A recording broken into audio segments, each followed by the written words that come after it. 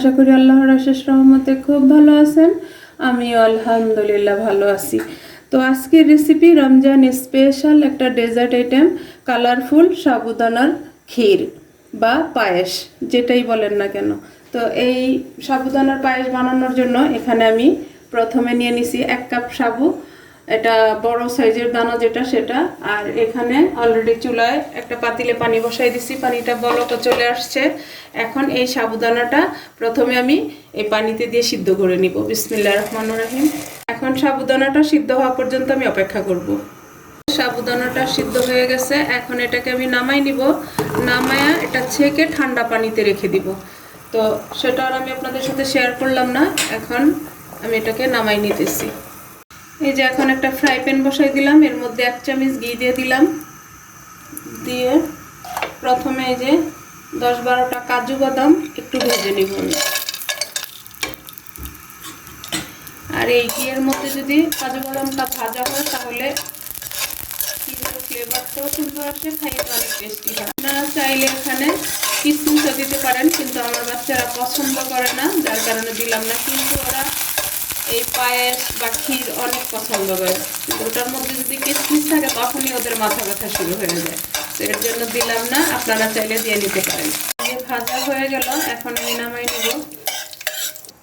এখন এই পর্যায়ে দিব আমি একটা বিটরুট, এই যেটাকে আমি একটু গ্রেট করে নিছি। এই বিটরুটটা দিয়েই আমার পায়েসে বা ক্ষীরে কালারটা আসবে, একেবারে অথেন্টিক একটা কালার আসবে, কোনো ফুড কালার লাগবে না। আর এভাবে ঘিয়ে ভাজার পরে অনেক সুন্দর একটা ফ্লেভারও চলে আসবে। তো প্লিজ আমার ভাই বোনেরা, যদি আপনাদের কাছে একটু ভালো লাগে আজকে আমার কালারফুল সাবুদানার পায়েস বা ক্ষীর, তাহলে আপনারা অবশ্যই আমার চ্যানেলটাকে সাবস্ক্রাইব করবেন, লাইক করবেন, শেয়ার করবেন এবং কমেন্ট করবেন।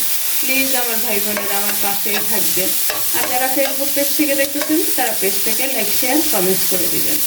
আমার বিটরুটটা ভাজা হয়ে গেল, এখন এটা আমি সাইডে রেখে দুধটা রেডি করে নিব। এখানে আমি ফুল ক্রিম 1 লিটার দুধ, এটাকে জাল করে নিছি।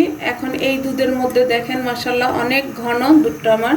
এই দুধের মধ্যে যখন আমি এই যে সাবুদানাটা ঠান্ডা পানিতে ভিজায় রাখছি, এই যে দেখেন মাশাআল্লাহ মাশাআল্লাহ, এই যে এইভাবে ভিজায় রাখলে সাবুদানাগুলো আর আঠালো হবে না। এখন আমি এই দুধের মধ্যে সাবুদানাটা দিয়ে দিব। এই যে দেখেন মাশাআল্লাহ একেবারে ঝরঝরা। এইভাবে যদি আপনারা এই সাবুদানার পায়েসটা বা ক্ষীরটা রান্না করেন তাহলে সাবুদানাগুলো একেবারে ঝরঝরা থাকবে, একটা সাবুদানা আরেকটা সাবুদানাতে মিলবে না। তো প্লিজ আমার ভাই বোনেরা আমার এই রেসিপিটা ফলো করে এই রমজানে অবশ্যই বানাই নেবেন। আর রোজাতে তো আমাদের ডেজার্ট আইটেম একটা লাগেই, কারণ মিষ্টি মুখ না হলে কিন্তু ইফতারের পরে ভালো লাগে না, তাই না? এই যে এখন এই পর্যায়ে আমি দিয়ে দিব এই যে বিটরুটটা ভেজে রাখছি সেটা। এই যে এটাতেই মিষ্টি একটা কালার চলে আসবে, দেখেন মাশাআল্লাহ মাশাআল্লাহ।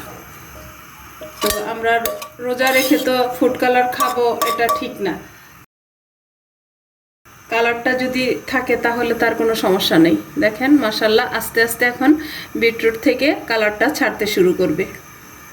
এখন দিব স্বাদ মতো চিনি, মানে মিষ্টিটা যে যতটুকু খান অতটুকু দিয়ে নেবেন।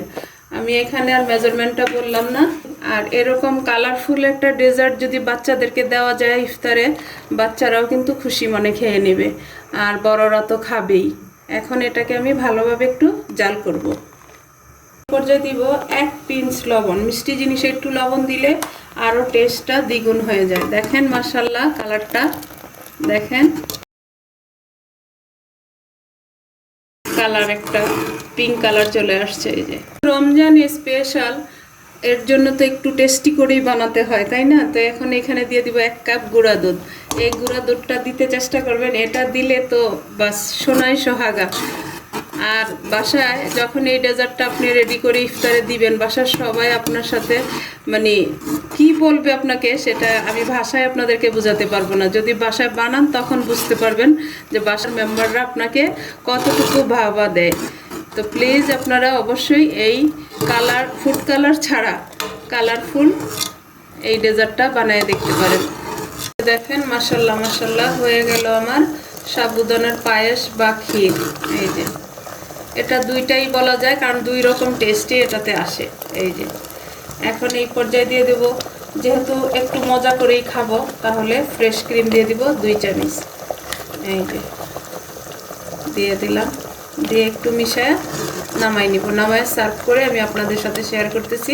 দেখেন হয়ে গেল আমার রমজান স্পেশাল ইফতারের ডেজার্ট আইটেমটা। মাশাল্লাহ মাশাল্লাহ, দেখেন ক্রিমে দুধে একাকার হয়ে গেছে। এরকম পায়েস বা ক্ষীর যদি থাকে ইফতারে, তাহলে ওফ, কি বলবো আর। এই যে এখন একটা বাটি নিয়ে নিলাম, সার্ভ করে নিব। বিসমিল্লাহির রহমানির রহিম। দেখেন অথেন্টিক কালার, এখানে কোনো ফুড কালার ব্যবহার করা হয়নি। দেখেন মাশাল্লাহ, এরকম একটা ডেজার্ট অবশ্যই আপনারা এই রমজানে রাখবেন। আর বিটরুট তো আমাদের হাতের কাছে এখন পাওয়াই যায়, তাই না?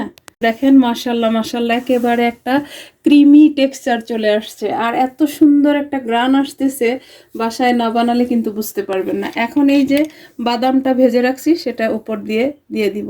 এটা যদি ইফতারের সাথে টেবিলে থাকে, তাহলে মানে সবাই অপেক্ষা করবে যে কখন খাবে কখন খাবে, তাই না?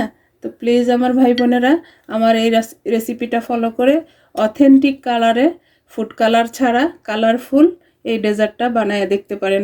আশা করি ভালো লাগবে, নিরাশ হবেন না।